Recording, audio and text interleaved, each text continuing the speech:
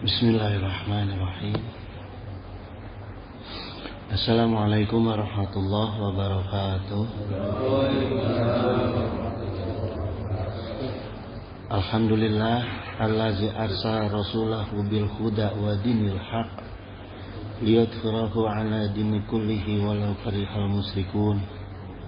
Allahumma shalli wa sallim wa barik ala sayyidina Muhammad adada ma fi ilmihi lillah salatan daimatan bidawami mulkillah. Wa qala Allah ta'ala fil Qur'anil Karim, a'udzu billahi minasy syaithanir rajim. Bismillahirrahmanirrahim. Innallaha wa malaikatahu yusholluna 'alan nabi ya ayyuhallazina amanu shallu 'alaihi wa sallimu taslima. Shadaqallahul azim. Amma ba'd. Raditu billahi rabba wa bi islami dina wa bi Muhammadin nabiyya wa rasula. Sahibal fudala wal mukarram alimu wal ulama siyadatul kiram jami'ul asatid wal mukarram wa ya ikhwani allazi yahduru fi masjid jami'al manan hafizakumullah wa ri'akum. Rabbana zidna ilman warzuqna fahman waj'alna minas sholihin. Amin ya mujibus sa'i.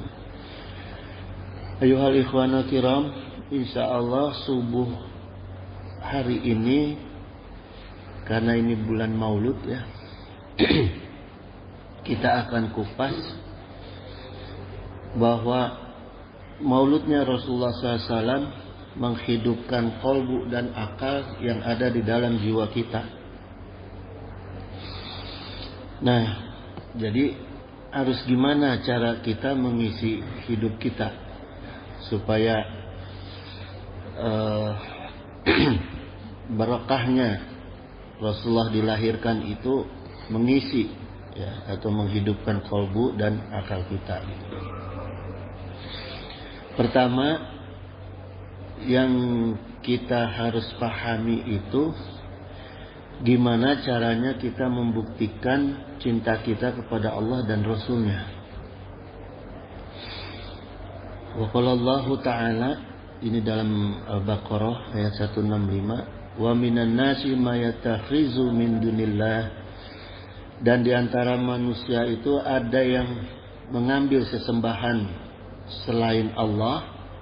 Nah, kita harus berbeda dengan orang-orang itu. Khusus untuk orang yang beriman itu, wallazina amanu saddu hubban lillah. Orang-orang yang beriman itu sangat cinta kepada Allah. Nah, jadi jemaah,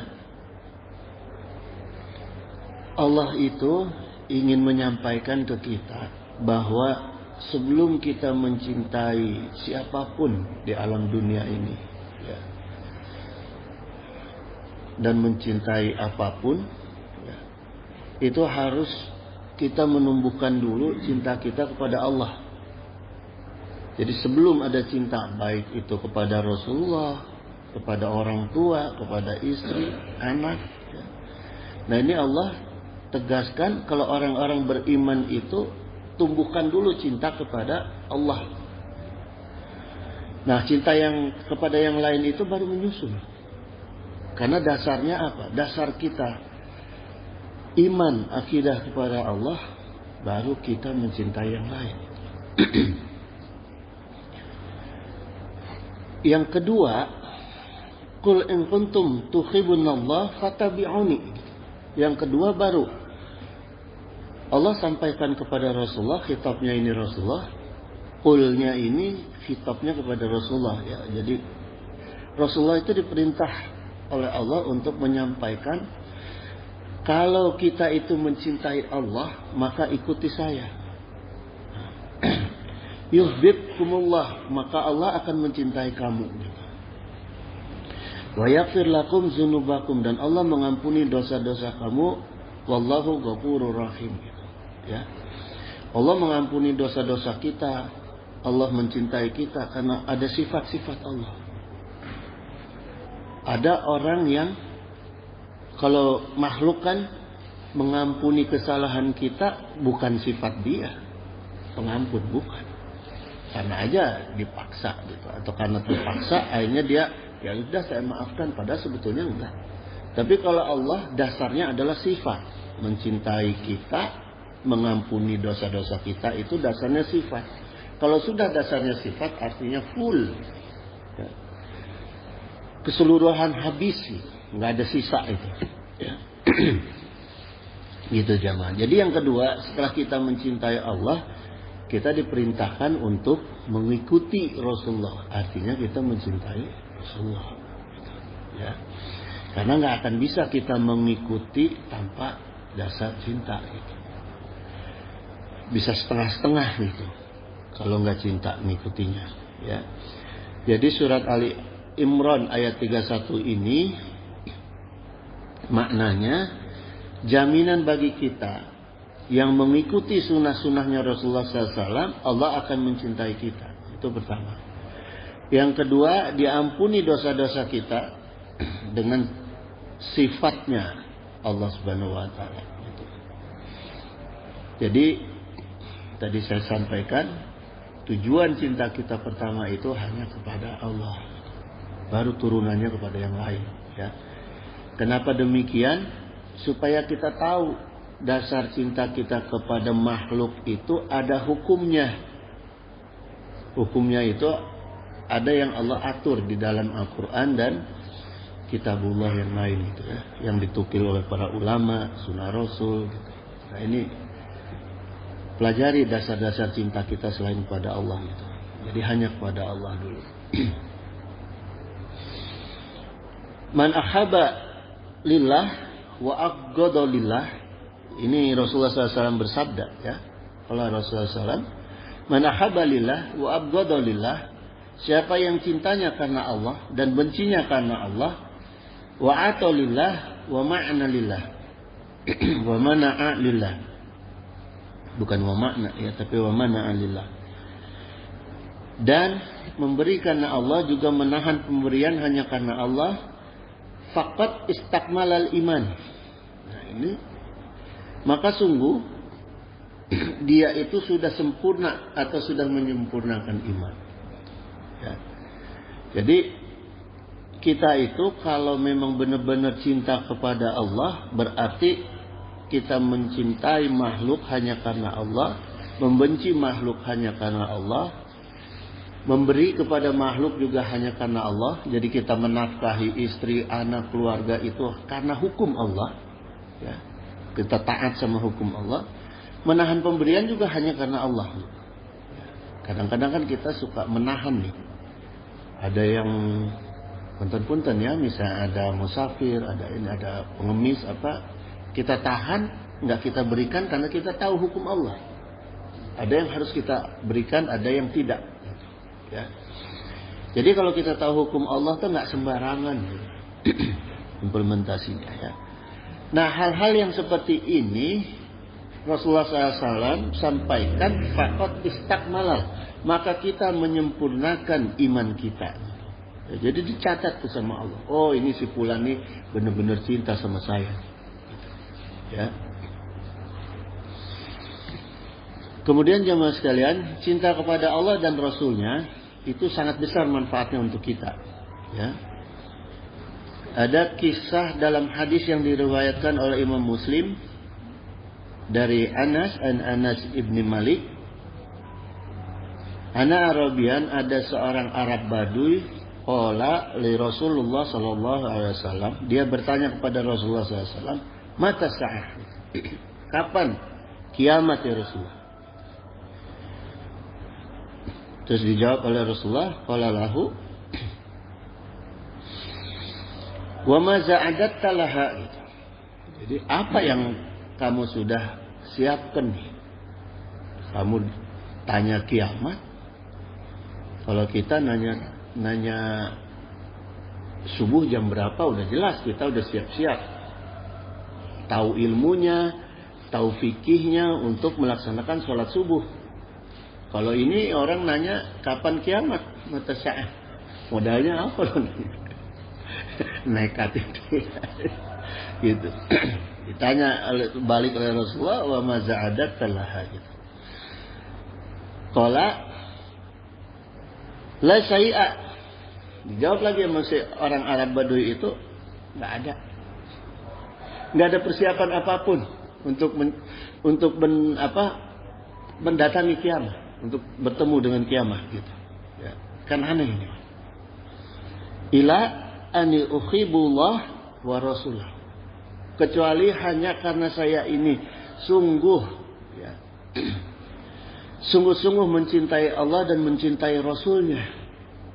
Jadi modalnya dia nggak ada apa-apa, hanya mencintai Allah dan Rasulnya. Jadi maknanya hanya perkara wajib modalnya, nggak ada perkara sunnah modalnya dia. Karena orang yang namanya cinta itu pasti wajibnya dipenuhi. Ya, jangan berarti nggak ada perkara apa-apa, enggak. Ada perkara wajib, gitu. Tapi tidak ada perkara sunnah. Kalau orang yang nggak memenuhi nafkah apa kan berarti nggak cinta, ya. Gitu. Jadi perkara wajib dipenuhi sama orang itu. Kemudian Rasulullah SAW menjawab, ya, berkata lagi Rasulullah SAW, anta ma'aman ahbabta. Kamu itu akan bersama orang yang kamu cintai. Ya, jadi di kelak nanti di hari kiamat itu, kalau insya Allah kita semua nggak ngalamin kiamat, tapi di akhirat nanti kita semua akan berkumpul dengan orang-orang yang kita cintai, termasuk dengan Allah. Kalau kita benar-benar cinta sama Allah, makanya buktiin, ya, buktiin. Kita ngomong cinta sama istri, nggak kita nafkahi, nggak akan ketemu tuh nanti. Ya, jadi buktinya harus ada, bukti cintanya. Wa qala Nabi sallallahu alaihi wasallam, man ahabani kana ma'i fil jannah. Siapapun, ya, ini jamak, siapapun yang cinta kepada aku, maka dia akan bersama-sama dengan aku di surga. Ya. Nah, cuma tadi kan harus ada buktinya, jamaah, cinta itu. Ya, baik pada Allah maupun kepada Rasulullah. Pertama, buktinya adalah kita taat kepada Allah dan Rasulnya. Karena orang-orang yang taat akan dikumpulkan juga dengan orang-orang yang taat lagi. Jadi kita ini akan ketemu nih, selain dengan Allah, karena kita taat sama Allah dan Rasul, kita juga akan ketemu dengan orang-orang yang taat kepada Allah dan Rasulnya. Kumpul kita. Insya Allah kita dengan jamaah amanah nih kumpul lagi nih di surga nih. Ya, gitu. Makanya pertahankan ketaatan kita dan jangan lupa doain saya.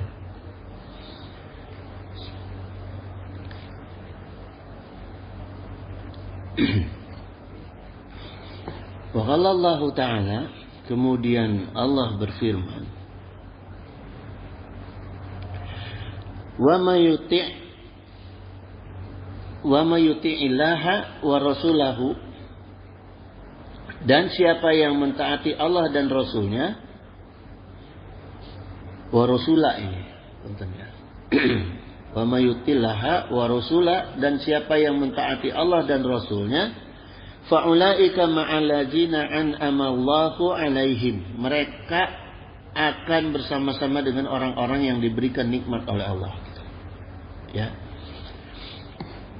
Minan nabiyina wasiddiqina wasyuhada wassolihin. Kemudian kita akan dikumpulkan dengan mereka yang diberikan nikmat oleh Allah, yaitu para nabi, para siddiqin, para syuhada, dan para orang-orang soleh. Wa hasuna ulaika rafiqa, dan mereka itulah teman yang sebaik-baiknya. Jadi inilah jemaah, dijelaskan oleh Allah kalau kita mau berteman ya dengan orang-orang yang siddiq, orang-orang yang jujur, ya. Kalau syuhada, orang-orang yang mau berjuang di jalan Allah, orang-orang yang soleh gitu, ya. Bukan kita nggak boleh berteman dengan orang-orang yang nakal, ya. Boleh, tapi sifatnya dakwah. Kalau kita mau berteman dengan orang-orang yang beragajul, ya kita harus mau berdakwah. Syaratnya boleh kalau mau berdakwah. Tapi kalau kita mau ikut-ikutan jangan, nanti ke bawah-bawah sesat. Ya, harus punya niat. Oh, saya mau gaul nih dengan kelompok orang pang, ya, anak jalanan. Tapi harus ada niat untuk berdakwah. Tapi kalau nggak ada niat itu jangan, ya, jangan sok-sok akrab dengan yang begitu, gitu, ya.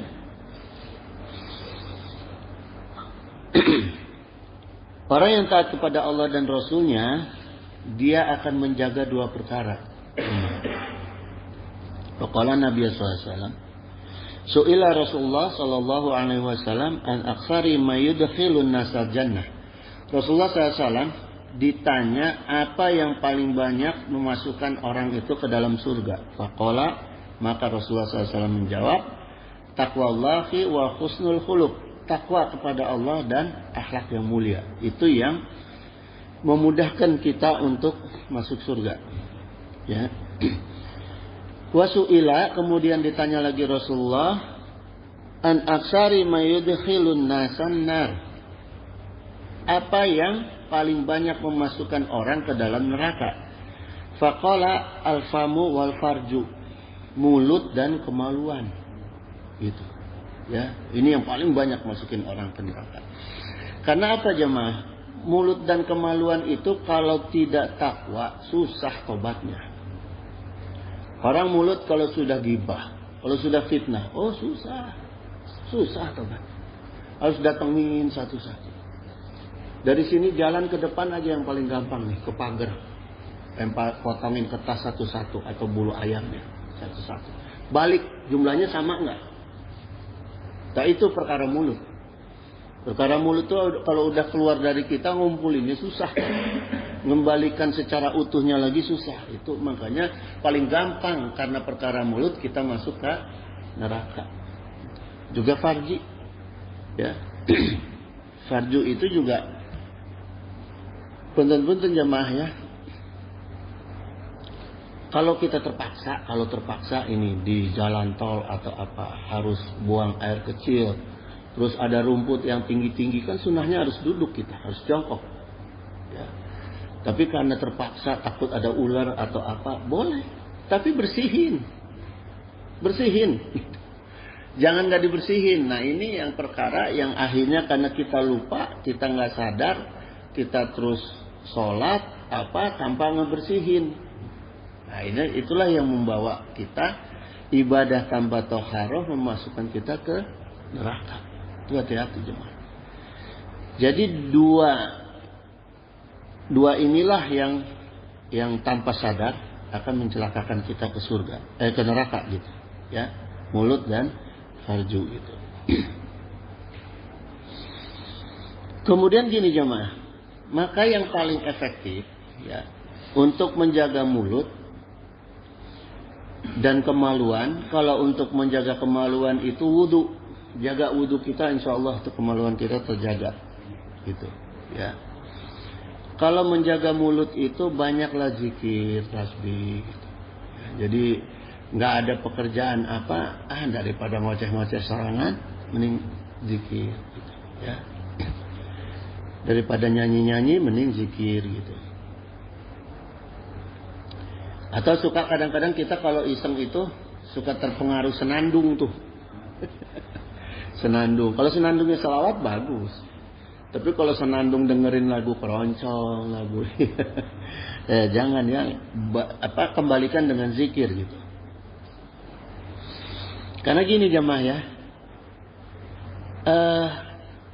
Apa yang kita sampaikan di mulut nyangkut di hati. Mulut itu bicara belum tentu sama dengan apa yang disampaikan oleh hati. Kita ngomong misalnya saya cinta si fulan, hati belum tentu. Ya, saya suka sama si fulan, hati belum tentu. Tapi kalau hati yang bicara, mulut keluarnya insya Allah sama. Gitu. Suka ngikutin mulut tanpa sadar. Tapi kalau sadar suka ngebohong, tak eta mulut. Hati ngomong suka sama si fulan, tapi kalau keadaan otak kita sadar, mulutnya nggak bohong, anehnya gitu. Gitu karena dibantu dengan pikiran kita. Kita hati mengatakan tapi hati ini mulut kita ngelihat dengan indera kita takut nih, takut kejadian sesuatu, akhirnya kita berbohong. Ya, kan bisa kejadian seperti itu.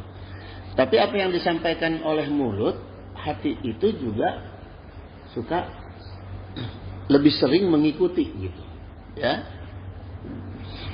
Makanya orang Arab dulu itu berkata gini, man ahabba syai'an aktsara min zikrihi.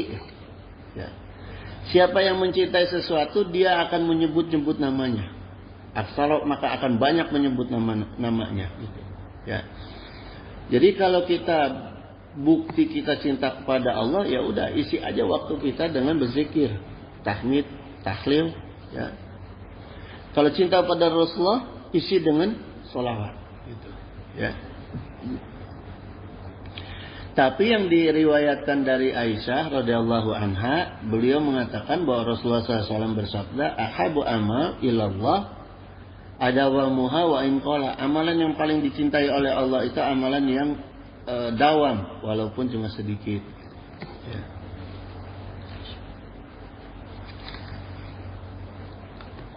Kenapa begini jemaah? Kenapa dimaksudkan dawam?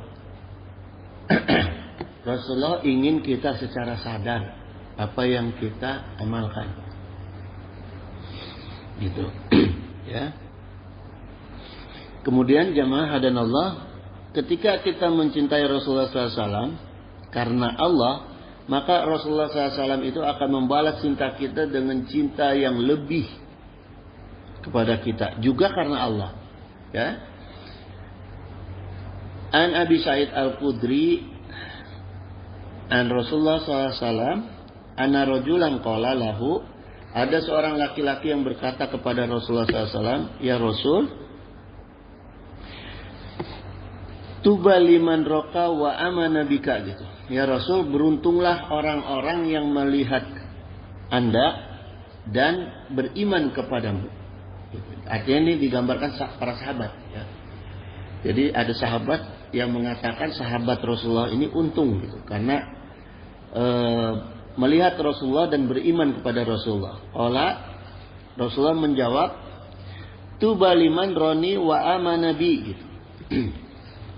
Beruntung para sahabat aku itu, mereka yang melihatku dan beriman kepada aku. Dibenarkan oleh Rasulullah dan disampaikan oleh Rasulullah, benar, untung. Para sahabat ini untung karena ketemu dengan Rasul dan beriman kepada Rasulullah. Kemudian kata Rasul, suma tuba. 3 kali dikatakan oleh Rasulullah. Lalu beruntung, maka beruntung liman amanabi, bagi orang-orang yang beriman kepada aku tapi dia tidak melihat aku. Walam yaroni qala lahu rajulun, gitu. Walam yaroni, yang tidak melihat aku, gitu. Ya. Jadi dikatakan oleh Rasulullah ini 3 kali nih. Sungguh beruntung orang-orang yang beriman kepada aku tapi dia tidak, walam yaroni, tapi dia tidak melihat aku, gitu. Qala lahu rajulun, kemudian laki-laki itu bertanya lagi kepada Rasulullah, wa matuba ya Rasul, apa keuntungannya ya Rasul? Nah, jadi keuntungannya kita nih apa nih? Kita nggak ketemu Rasulullah tapi kita beriman kepada Rasulullah. Ya, kita supaya paham ya, apa sih keuntungan kita? Qala, dijawab oleh Rasulullah, sajaratun fil jannah masyiratu mi'ati amin siyabu ahlil jannah. Ya. Bersabda Rasul, kita itu nanti, kita ini yang gak ketemu Rasul tapi iman kepada Rasul, kita akan diberi pohon surga. Kita oleh Allah akan diberi pohon surga yang banyaknya itu sejauh perjalanan 100 tahunnya ahli surga. Jadi majajar sepanjang perjalanan 100 tahun pohon itu. Ya. Takhruju min akmamiha, itu baru dia keluar dari naungan. Jadi setelah 100 tahun perjalanan ahli surga baru dia lepas dari pohon itu. Sekarang saya waktu membaca ini agak berpikir, apa untungnya? Kita sebagai orang yang beriman kepada Rasulullah, yang nggak ketemu Rasulullah, umatnya Rasul, apa untungnya kok hadiahnya cuma pohon? Maunya apa kita? Rumah mewah, mobil mewah, harta mewah, istri secantik bidadari. Tapi ternyata Allah kasih kita cuma pohon, jemaah. Pohon. Karena apa? Karena Allah memberikan yang kita butuhkan. Jadi apa yang kita minta itu Allah ijabah kalau yang kita butuhkan. Kalau yang nggak kita butuhkan nggak ijabah. Jadi tabungan. Ya. Nah, apa untungnya pohon?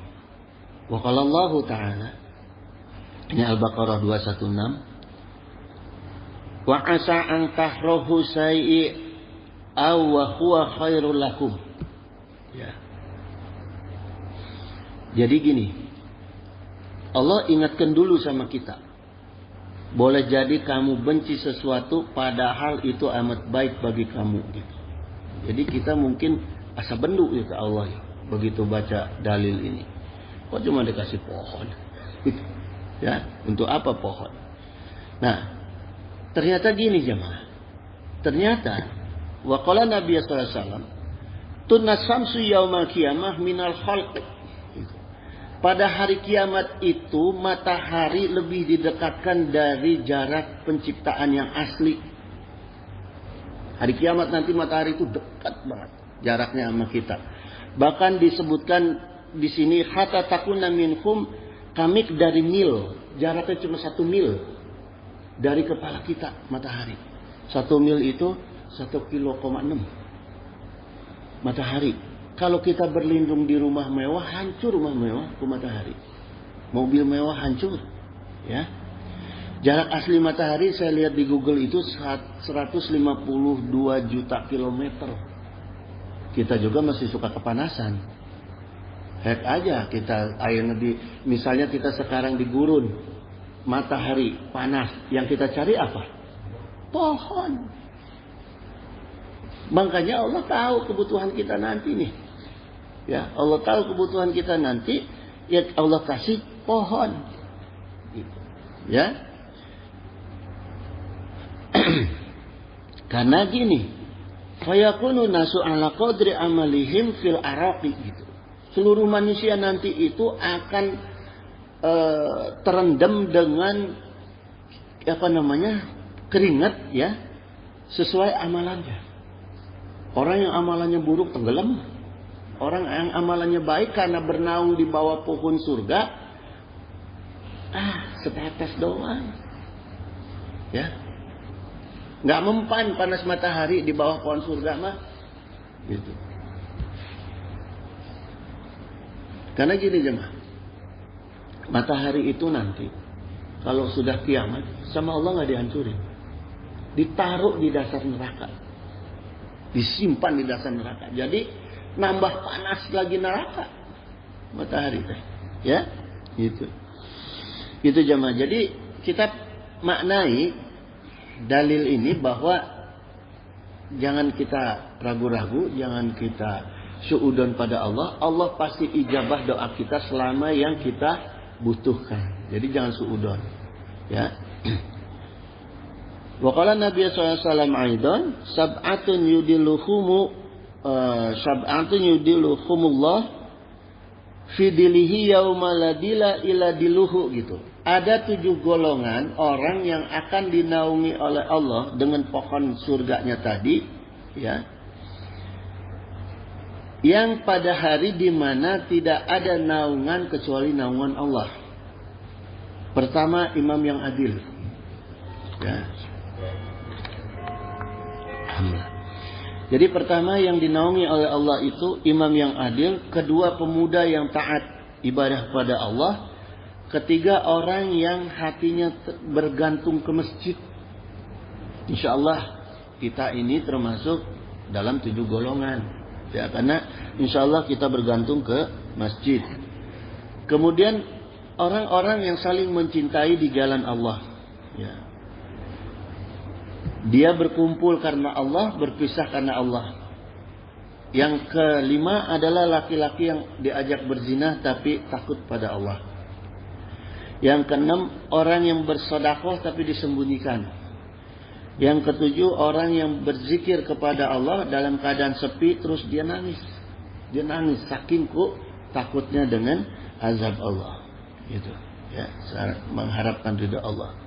Nah, untuk orang-orang yang 7 tadi, maka Rasulullah jamin akan diberikan sajaratun fil jannah, pohon surga nanti di akhirat. Ya. Nah, kemudian jemaah, apa yang harus kita ikuti ini dari Rasulullah SAW? Ya, laqad kana lakum fi rasulillahi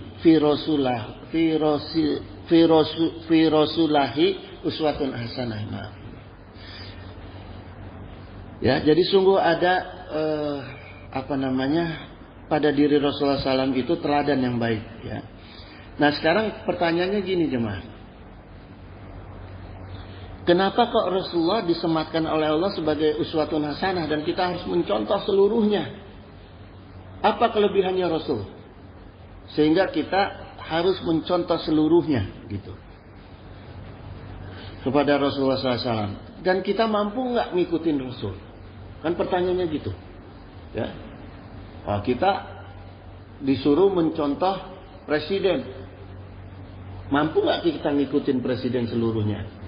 Tidak mampu, nggak akan. Ya, tapi Rasulullah yang derajatnya lebih tinggi dari presiden, kita mampu. Kita mampu mengikuti Rasulullah. Maka diperintahkan, ya, bahwa sungguh ada teladan gitu. Ada uswatun hasanah sebagai contoh yang baik. Jadi gini jemaah, kelebihannya Rasulullah dibandingkan makhluk yang lain termasuk para nabi dan rasul, ditanamkan langsung oleh Allah di dalam diri Rasulullah itu ada 4 sifat utama Rasul. Kita semua udah maklum, sudah paham.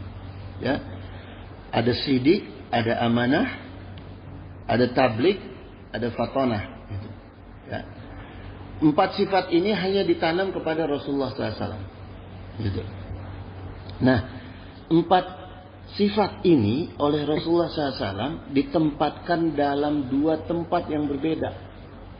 Yang tempatnya ini ada di dalam diri kita. Ya, karena sesama manusia. Gitu. Jadi, saya kupas dulu mengenai fatonah. Ya. Wa qala Nabi SAW. Pertama, bagaimana kita bisa mencerdaskan diri kita sebagaimana sifatnya Rasulullah fatonah. Ya. Wa qala Nabi SAW yang diingatkan oleh Rasul, mayuridillahi bihi khaira yufaqihu fiddin. Yang Allah inginkan kebaikan kepada kita, barang siapa mannya ini, ya, siapa yang Allah inginkan kebaikan kepada kita, kepada orang tersebut, yufaqihu fiddin, Allah akan pahamkan masalah agama. Kalau Rasulullah itu ditanamkan pemahaman agama oleh Allah, ya, langsung di dalam kolbunya, kalau kita cari, ya, gitu, kita harus usaha, ya. Jadi bagaimana kita mencontoh Rasulullah sebagai uswatun hasanah? Ya, cari pemahaman agama sedalam-dalamnya, gitu, ya. Kemudian yang kedua dalam Al-Baqarah 21, ya ayuhan nasu u'budu rabbakumul ladzi khalaqakum. Wahai manusia, sembahlah Rabb kamu yang telah menciptakan kamu. Wallazina min qablikum la'allakum tattaqun, dan orang-orang yang sebelum kamu itu supaya kamu takwa. Yang kedua adalah takwa. Jemaah, ya. Kita mencari ilmu-ilmu agama, kemudian kita takwa. Yang ketiga, yarfa'illahu allazina amanu minkum wallazina utul ilma darajah. Allah akan meninggikan orang-orang yang beriman di antara kamu, ya, orang yang diberi ilmu beberapa derajat itu, dan orang yang diberi ilmu beberapa derajat. Nah, jadi jamaah, Allah tegaskan, kalau kita mau dekat-dekat dengan Rasul, derajat kita, tambah terus ilmu kita. Ya.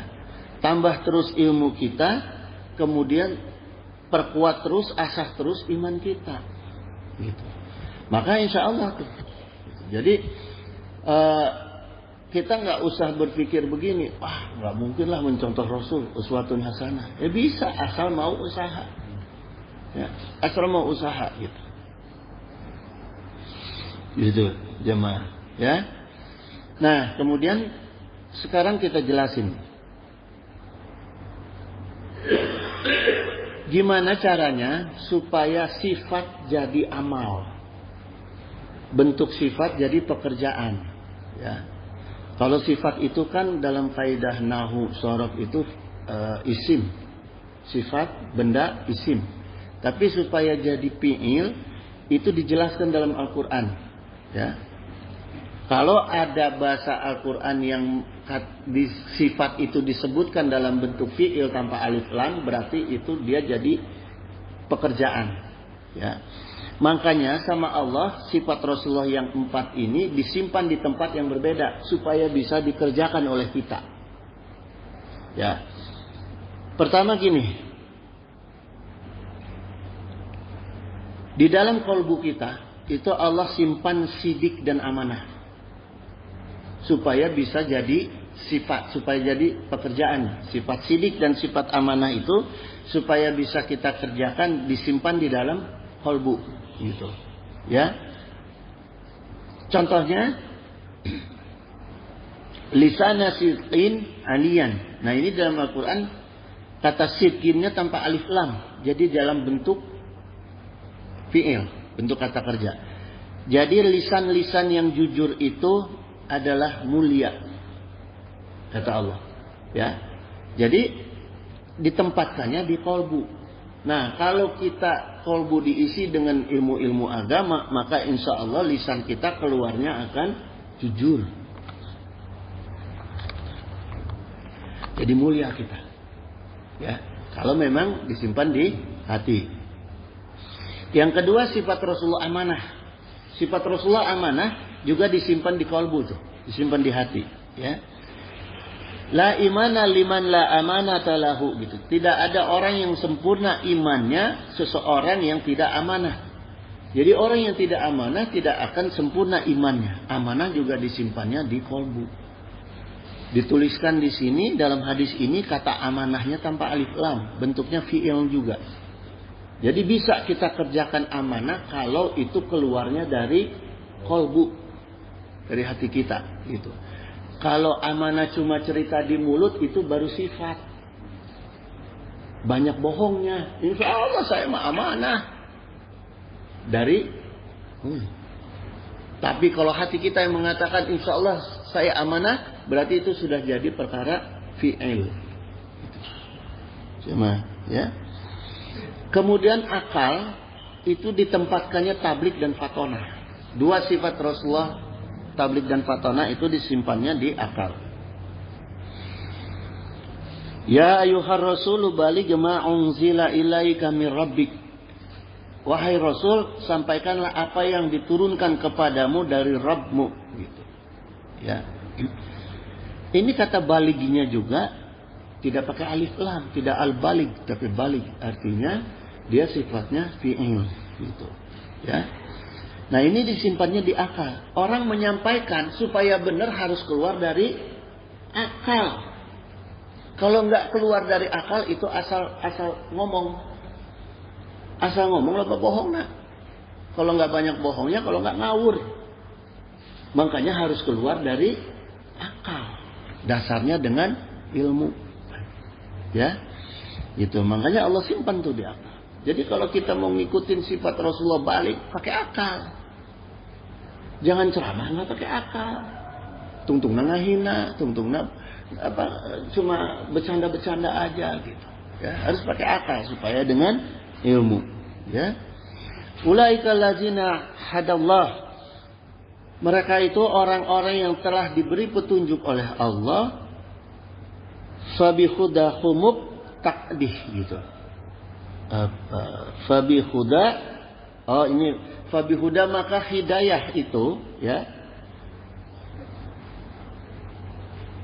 uqtadih gitu. Maka hidayah itu maka ikutilah petunjuk mereka gitu maksudnya ya.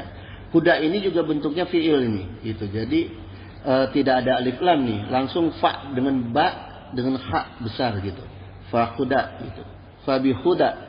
Jadi maksudnya di sini ikutilah petunjuk mereka. Nah, tadi yang disimpan di akal oleh Allah itu tablik dan fatonah. Fatonah itu sifatnya adalah hidayah, ya. Sifat hidayah, sifat fatonah itu hidayah. Rasulullah SAW itu kenapa bisa cerdas? Karena selalu diberi hidayah oleh Allah. Ya, itu orang yang tidak diberi hidayah oleh Allah jangan berharap bisa cerdas.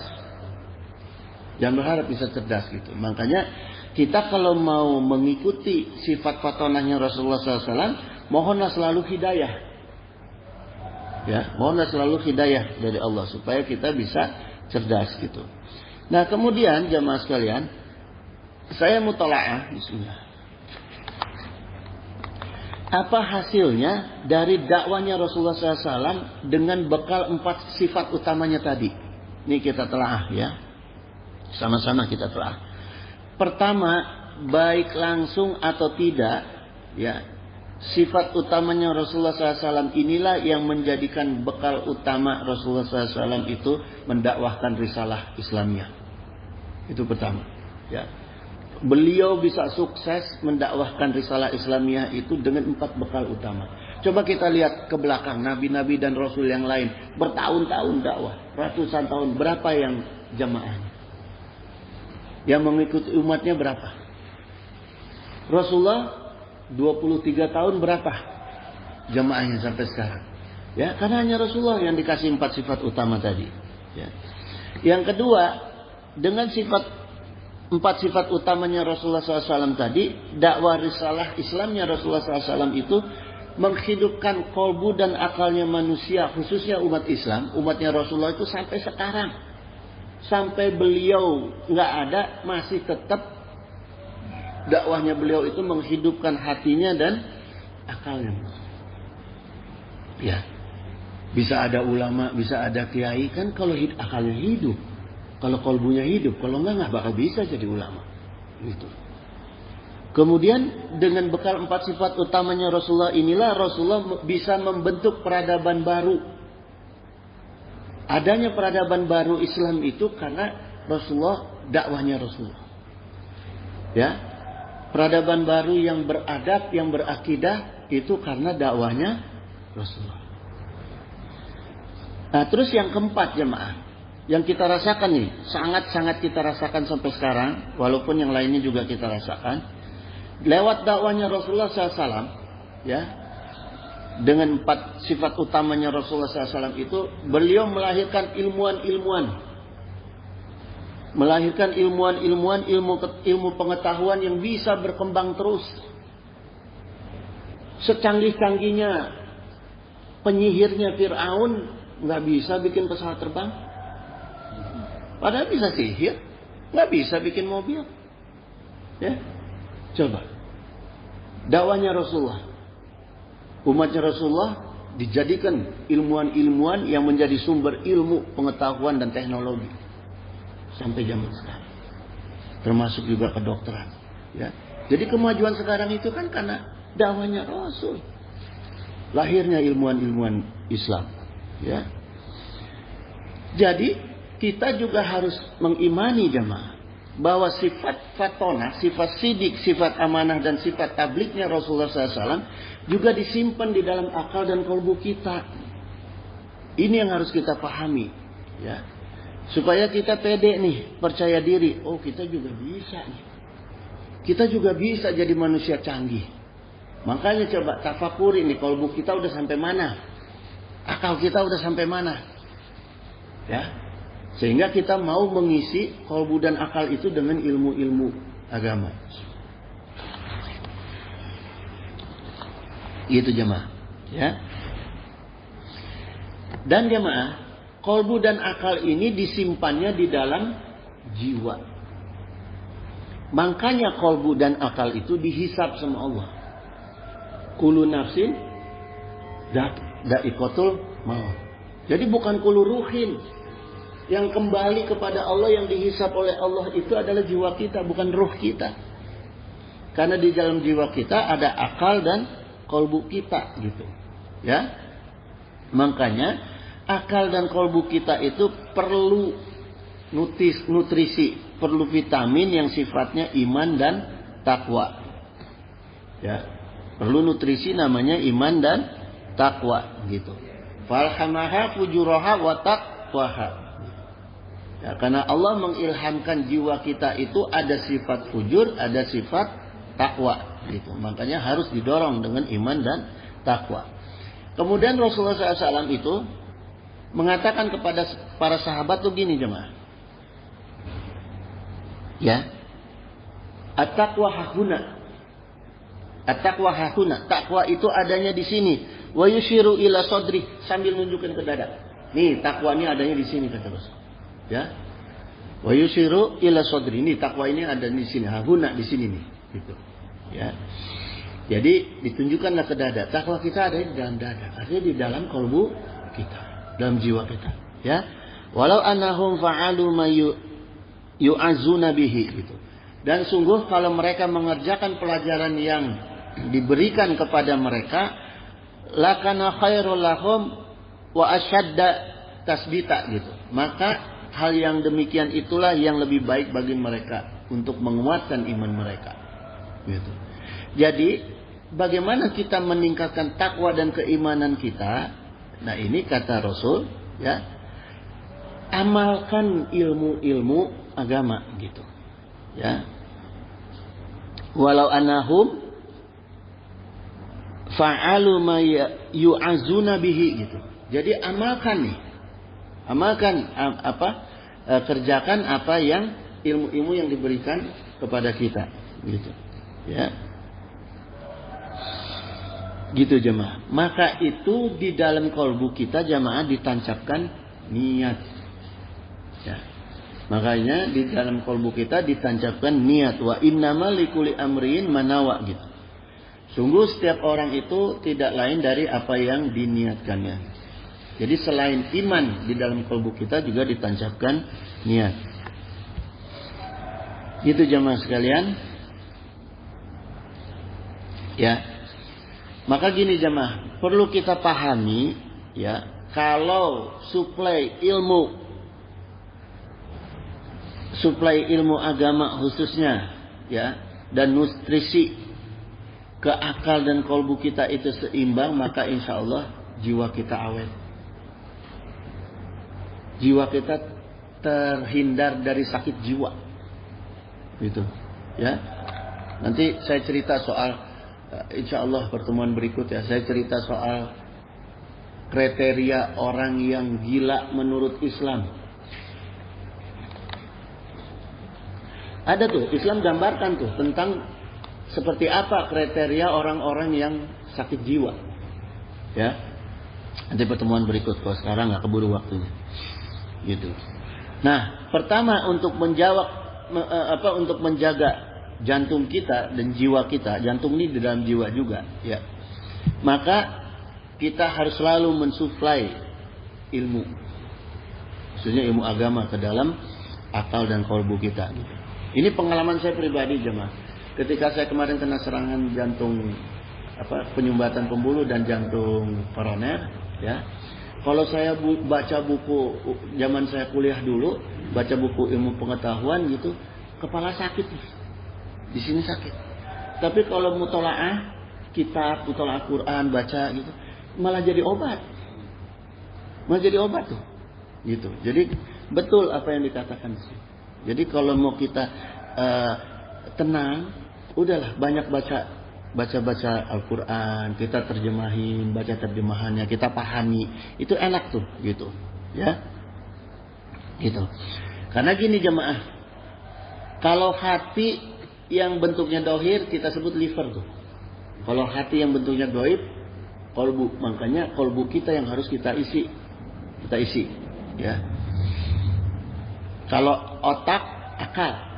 yang kita pakai itu. Kalau otak kepala al-mukh itu, ya.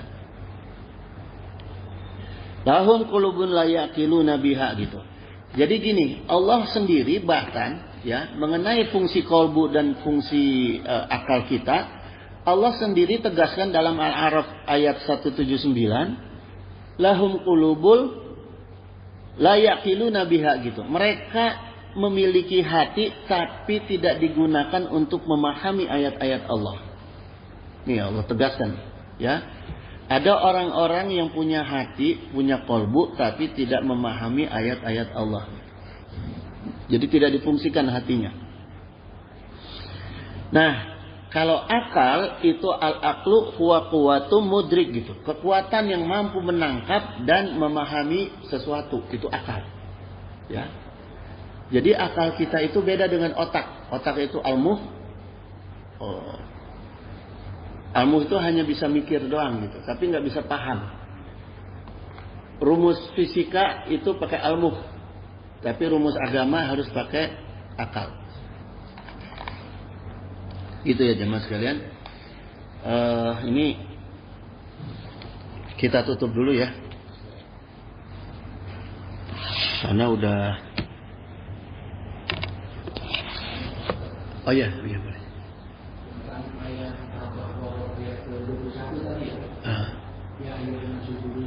Ayat ya anu subodo. Itu ayat itu untuk semua manusia ya. Iya. Karena sebelum ada itu dulu sebetulnya. Ya Yohanes ya. Ya. Tapi itu bukan untuk orang muslim saja. Itu untuk mengganti ratu ya. Iya. Iya jangan. Al-Baqarah 21. Nanti ya saya cari dulu ayatnya ini.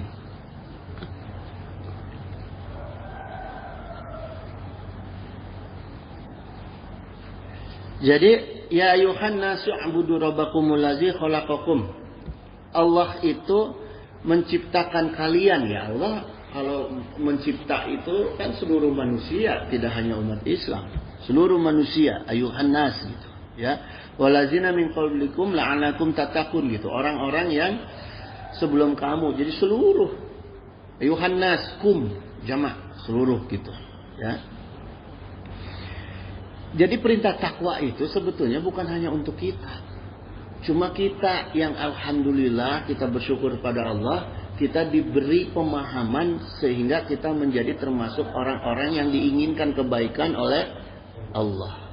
Mayuridillahu bihi khairan yufaqihu fiddin. Kita yang dijadikan oleh Allah untuk paham dina masalah agama, maka kita jadi bertakwa ya. Kalau orang yang nggak paham agama banyak. Iya Pak ya, gitu ya. Ada lagi nggak? Waalaikumsalam. Apakah cukup dengan orang beriman dan beramal saleh untuk masuk surga?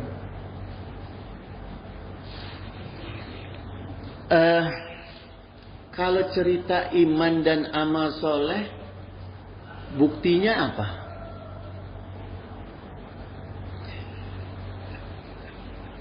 Ya.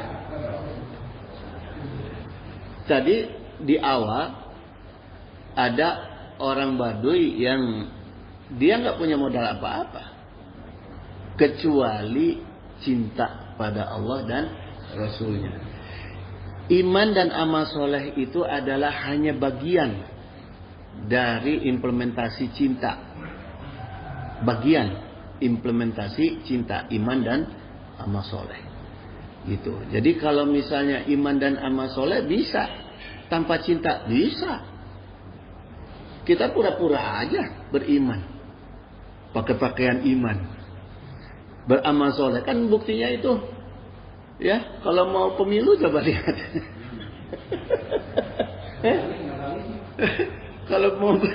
Kalau mau pemilu banyak orang yang pura-pura beramal soleh, pura-pura beriman.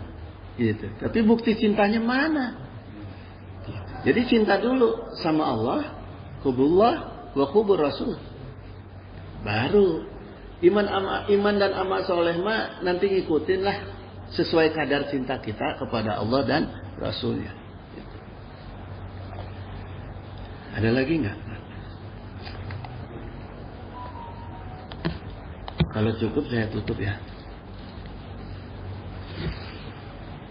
Wallahul musta'in ala kulli hal.